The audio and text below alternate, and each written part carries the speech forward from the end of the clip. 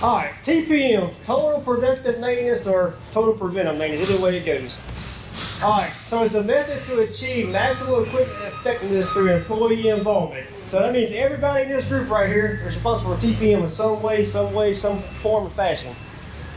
Alright, it's a method to achieve the maximum equipment effectiveness through employee involvement. TPM objectives. Alright, main priority is eliminate breakdowns, which equals lost production time. Alright, so if you work on a machine and it's down for 10 minutes every hour throughout the shift and throughout the week, that adds up as a lot of downtime for little small things that we probably could have prevented from doing TPM throughout the week or during the weekend or during scheduled time. So there's a preventive and proactive approach. Instead of just reacting to breakdowns, TPM focuses on scheduled maintenance, early equipment management, and using operator feedback to prevent problems from occurring. Also, zero defective parts. So if you have maintenance issues, eventually it's going to cause a part problem. Dimension problem, different things, welding problems, missing welds, stuff like this. And also TPM objectives and increased productivity. So another TPM objective is to involve employees, increase morale and ownership.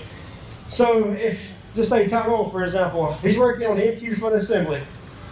And it's not like he's breaking down throughout the day, throughout the week, throughout the shift. Guess what? Your morale level is low. I can't get my production. I can't do anything right. My machine keeps breaking down. So you get lazy, there's no point of trying to run your machine because your morale level is low. So if it's running correctly, your morale level is high. And you want to do good, you want to make better parts, and you want to go home on time or get out of here not working overtime. So we want to prevent problems before they occur. And we also want to continue to implement continuous improvement. TPM is about everyone being involved on the machine you use every day. So basically TPM is like your check is like your car. There are two types of people. One person, when the check engine light comes on, they'll put a sticker on their check engine light. Or the second one, they'll go see what's wrong with it. So like TPM, we want to go see what's wrong with the machine. We want to fix it right then and not just keep waiting and this small problem turn into a bigger problem than what it needs to be. So examples of TPM, clean and inspect your own equipment daily. I know Chassis Body does this. And identify any abnormalities, oil leaks, vibrations, bolts loose, transmission, and sensory issues. So if you have any of these problems, let maintenance know or let us know and we can try to fix it then instead of just waiting and causing bigger problems down the road. All right, next one. So these are a couple of examples of TPMs and things to look for during your daily operation. As you can see, the tooling pins here. So what's wrong with this tooling pin? Broke. It's broke off. So if it's broke off, guess what? It's not going through all the part. So this could cause a dimension problem. It could cause a wheel to be short, and it goes through E-code, goes to assembly, then we got a bushing problem, or a G-bolt or A-bolt problem. It causes issues down the road in quality.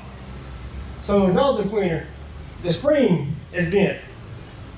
So if this happens, I mean, you get nozzles not getting clean, you cause porosity on parts, and it causes downtime, wheels being off, and you got to repair the part. There's a lot of different things that go into just one spring being bent. So it's easy to see this, especially if you're loading a line. You look over to your left or right, and you can see that the spring's bent. So if this happens, you need to let somebody know so we can get it fixed. Or this pin here. So everybody sees these pins that get loaded up, parts get loaded onto. So this pin has got weld around it.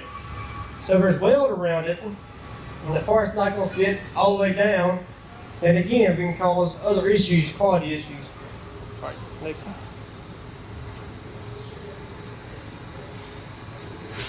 Oh, go ahead. Let's see.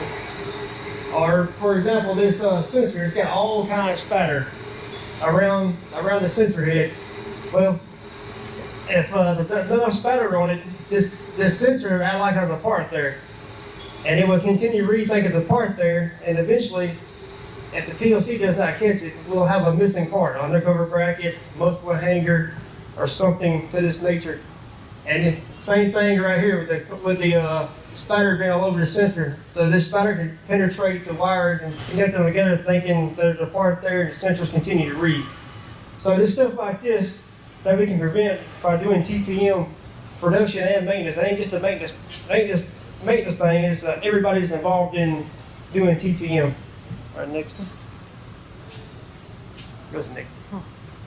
That's basically the same thing. Go to the next one.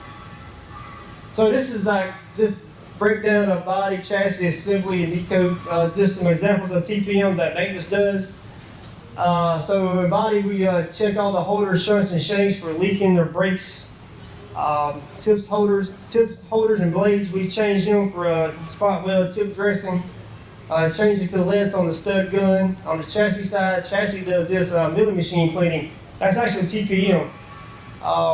They also do jig cleaning inside the cell. Maintenance does liner replacement, feeder box, and sensor replacement.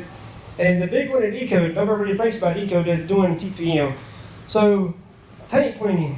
If we do not do tank cleaning on a scheduled basis, the final product, the paint will have a problem, have pinholes, water marks. So if these tanks do not get cleaned, what could happen. Also, carriers. If we don't maintain carriers correctly, they get reworked.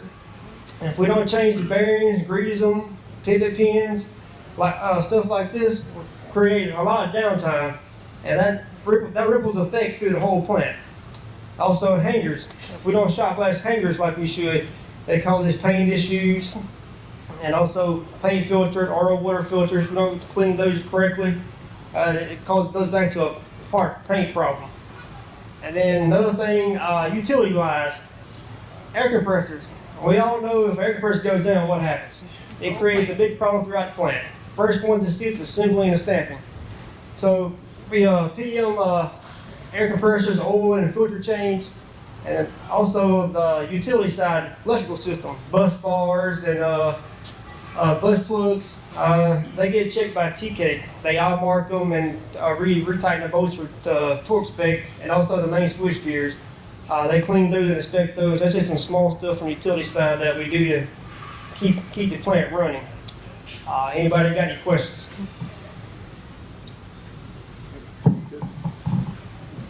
Good job. Good job. All right, thank you, David. Appreciate it. That was great. All right, good morning.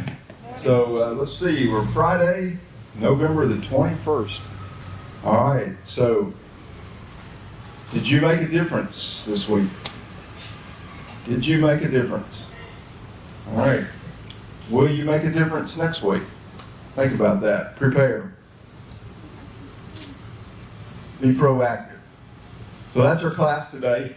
At 2:30 today, my 7 Habits class will be studying habit number 1, be proactive. All right? Anything else today?